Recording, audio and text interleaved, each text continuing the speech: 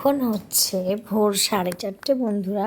তো এখন আমরা চলে এসেছি, দেখো ব্যাগপত্র নিয়ে ব্যারাকপুর স্টেশনে। আর আমার মেয়ে দাঁড়িয়ে আছে, আর তোমাদের দাদাভাই টিকিট কেটে নিয়ে আসলো। আর এই যে আমিও এক ঝলক তোমাদের সামনে এসে নিলাম। তো কেন বলো তো, রাত 3টের সময় উঠে বাপের বাড়িতে যাচ্ছি। মানে 4:30টার সময় আমরা স্টেশনে পৌঁছেছি ঠিকই, তো 3টের সময় উঠেছি রাত্রির। আর এখানে দেখো আমার মেয়ে তোমাদের দাদাভাই একটু রিলস বানিয়ে নিচ্ছে। তো ট্রেনের না এখন খুব গন্ডগোল চলছে বন্ধুরা, তো তার জন্য অত রাত্রে উঠে আসা যাতে ফার্স্ট ট্রেন ধরতে পারি। তো তবুও ফার্স্ট ট্রেনটা ধরতে পারিনি, কি বলবো তোমার, প্রায় 1.5 ঘন্টা বসে থেকে তারপরে ট্রেনটা পেয়েছি। আর রাত 3টে উঠে বাড়ি পৌঁছেছি হচ্ছে 9টার সময়।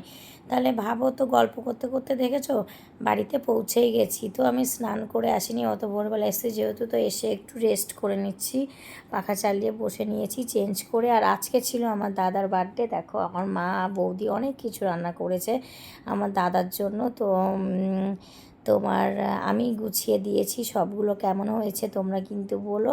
আর বেশি একটা ভিডিও তুলতে পারিনি কারণ আমি একা একা বাড়ি গিয়েছিলাম। তোমাদের দাদাভাই রানাঘাট পর্যন্ত দিয়ে এসেছিলো, তারপরে দাদাদের কাছে ছেড়ে দিয়ে এসেছিলো। আমার দাদারাও এখান থেকে গেছিলো কাঁচরাপাড়া থেকে। তো চলো দাদার মানে বার্থডের মেনুতে কী কী হলো তোমরা সেটা দেখতে তো পাচ্ছ, দেখে নাও। তো আমি খুব একটা করিনি, কি বলবো, এতটাই গরম আর ভালো লাগছিল না, মানে প্রচুর গরম পড়েছিল। এই যে আমার দাদা, দেখো আমার দাদা বসে পড়েছে।